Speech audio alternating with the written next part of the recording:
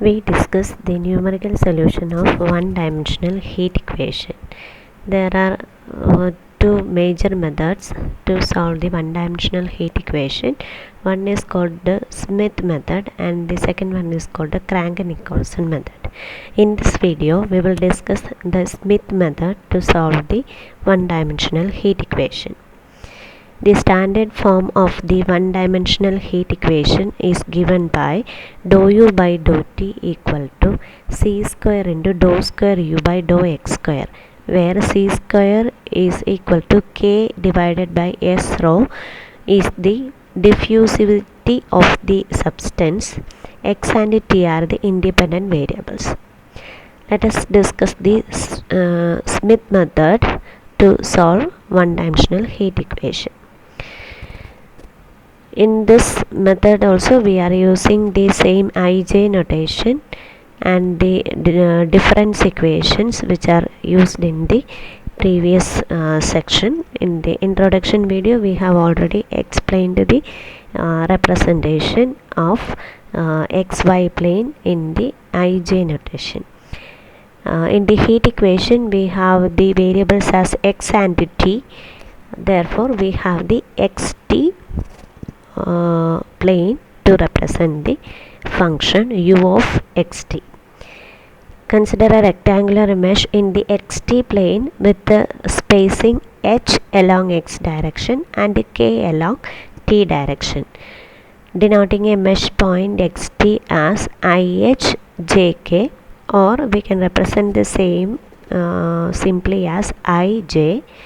We have dou u by dou t is equal to uij plus 1 minus uij divided by k, and dou square u by dou x square is given by ui minus 1j minus 2 times uij plus ui plus 1j divided by h square. Substituting the values of dou u by dou t and dou square u by dou x square in equation 1, we get uij plus 1 minus uij divided by k equal to c square into ui minus 1j minus 2 uij plus ui plus 1j divided by h square. We are multiplying the right hand side throughout by k and transforming the term uij to the right hand side. We can rewrite the expression as uij plus 1 equal to kc square by h square into ui minus 1j minus 2 times uij plus ui plus 1j plus uij. Now if we take the constant k c square by h square as alpha, we can represent that equation as uij plus 1 equal to alpha into ui minus 1j plus 1 minus 2 alpha into uij plus alpha into ui plus 1j. The constant alpha equal to k c square by h square is known as the mesh ratio parameter. Equation 2 is a relation between the function values at two time levels j plus 1 and j, and hence the equation is called a two-level formula, or it is otherwise called a Smith explicit formula, and this formula is valid for 0 less than alpha less than or equal to 1 by 2.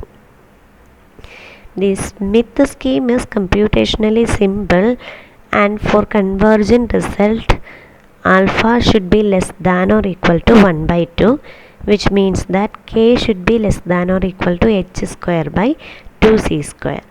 To obtain more accurate results, h should be small. As h is becoming small, k is necessarily very small to manage this inequality. This makes the computations very lengthy, but still this method is very useful. Let us see an example problem. Before that, we are having a remark. In this remark we discuss the case when alpha is attaining its upper bound, that is alpha equal to 1 by 2. Then equation 2 reduces to ui j plus 1 equal to half times ui minus 1 j plus ui plus 1 j, because the middle point 1 minus 2 alpha reduces to 0, hence the equation reduces to this specific equation. And in this equation we can see that the value of ui j plus 1 is the average of the values of u at xi minus 1 and xi plus 1. The explanation is given here, which shows that the value of u at xi at time t j plus 1 is the mean of the u values at xi minus 1 and xi plus 1 at time tj. This relation is known as Bender-Smith recurrence relation, and this equation gives the values of u at the internal mesh points with the help of boundary conditions given. Let us see an example problem. Solve the boundary value problem ut equal to uxx under the conditions u of 0t equal to u of 1t equal to 0 and u of x0 equal to sin pi x whenever 0 less than or equal to x less than or equal to 1 and 0 less than or equal to t less than or equal to 0.1 using Smith method. Take h is equal to 0.2 and alpha equal to 1 by 2. In the given partial differential equation, we have given that ut equal to uxx. This notation is a different notation for the partial derivative, ut representing dou u by dou t, or the partial derivative of u with respect to t keeping x as constant, and the right hand side uxx representing the second partial derivative of u with respect to x, or otherwise dou square u by dou x square. We are differentiating u partially with respect to x one times, once again differentiating that function with respect to x. Now let us discuss the solution. In the problem it is given that h should be taken as 0.2 and alpha should be taken as 1 by 2, and we have represented the partial differential equation ut equal to uxx as dou u by dou t equal to dou square u by dou x square. If we compare this heat equation with the standard one dimensional heat equation, we can see that c square value is equal to 1, hence we can take c is also equal to 1, and we know that the value of alpha is k c square by h square, which implies that alpha value is 1 by 2 equal to k into c square value is 1 divided by h value is 0.2, therefore h square value is 0.04. Simplifying this expression, we will get k value is equal to 0.02. Since alpha is equal to 1 by 2, we can use Bender-Smith relation, that is ui j plus 1 is the average of u values at I minus 1 j and I plus 1 j. Now the grid points for this problem are x equal to 0, 0.2, 0.4, 0.6, 0.8 and 1, because we are increasing using the value 0.2. 0 plus 0.2 is 0.2, 0.2 plus 0.2 is 0.4, and so on. We will reach at 1. And we have calculated that k is equal to 0.02, that is the increment in the value of t. Hence the grid points corresponding to t are 0, 0.02, 0.04, 0.06, 0.08 and 0.1.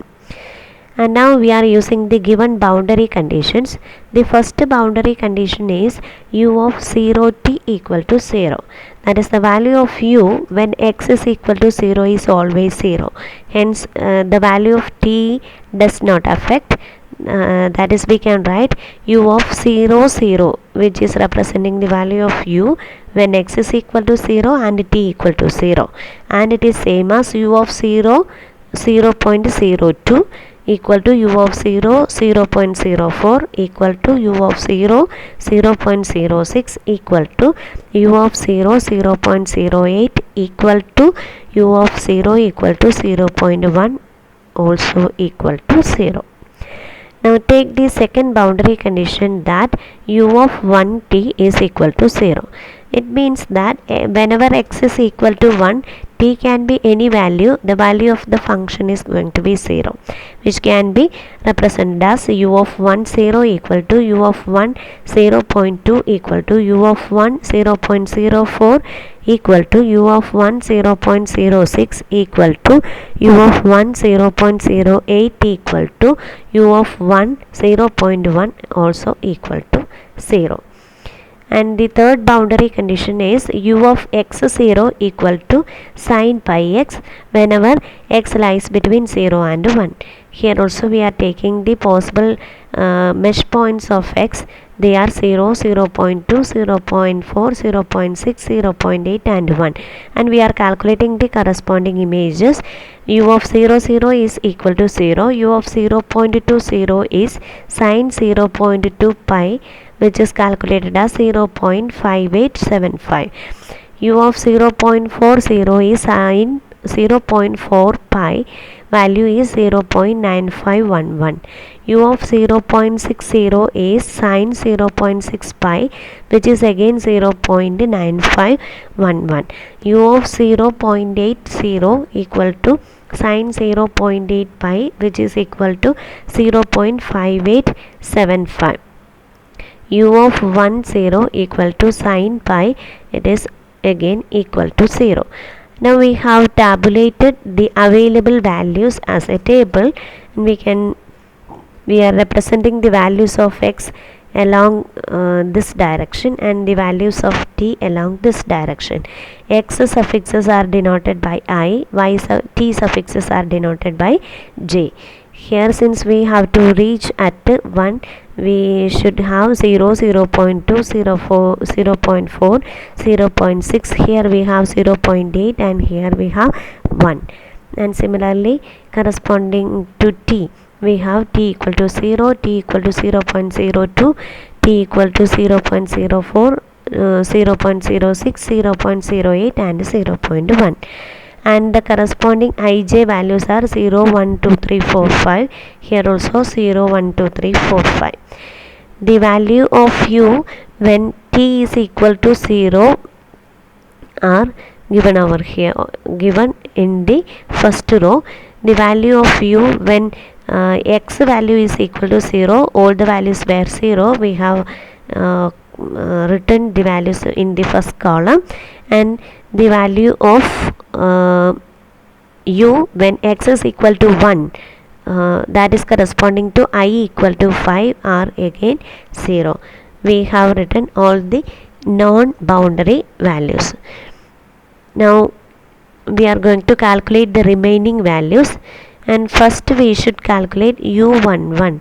u11 is the value corresponding to I equal to 1 and j equal to 1.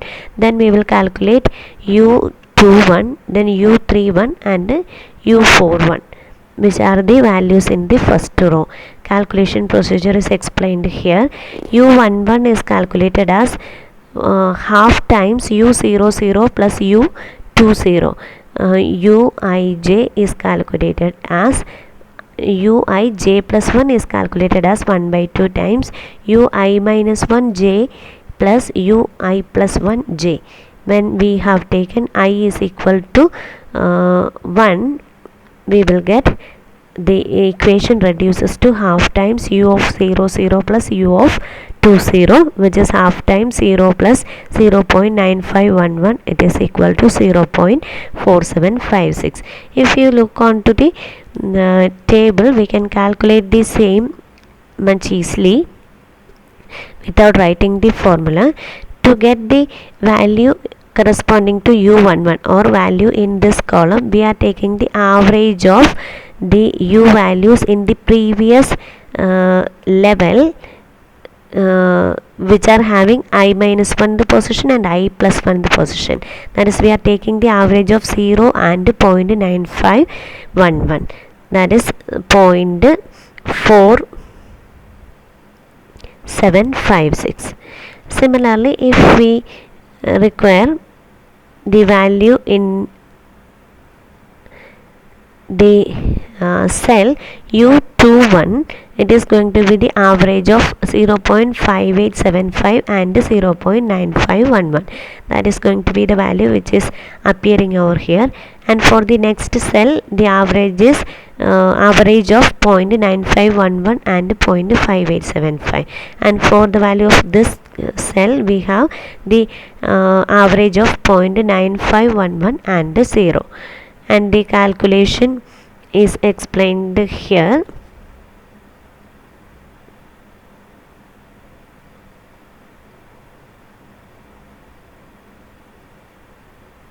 U21 is calculated as average of U10 and U30, and it is equal to half times 0.5878 plus 0.9511, and it is equal to 0.7695.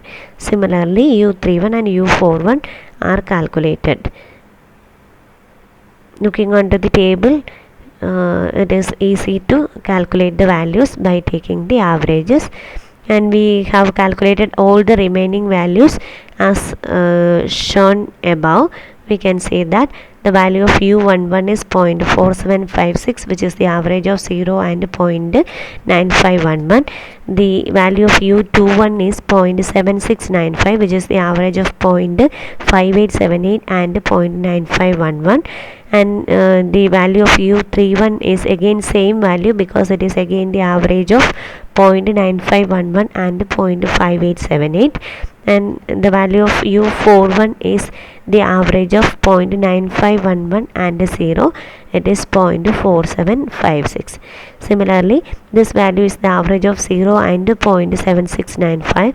This is the average of 0.4756 and 0.7695. This is the average of these two values, and this is the average of these two values.